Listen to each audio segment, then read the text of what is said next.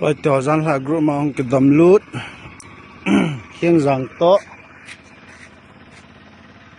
Lhangnem chỉ Galaxy Tough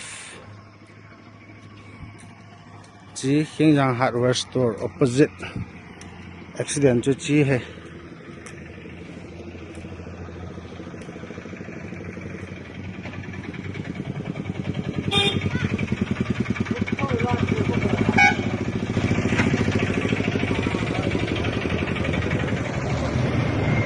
đan hi chỉ phút khát đàn ha chỉ tiếng phun phút đàn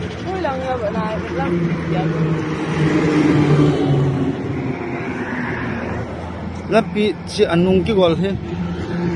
trái cái này á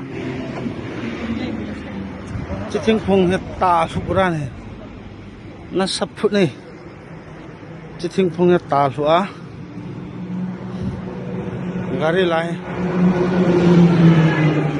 tiêu việt sam number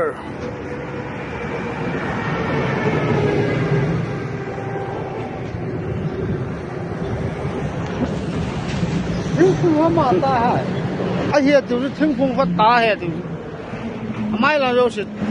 kinh nghiệm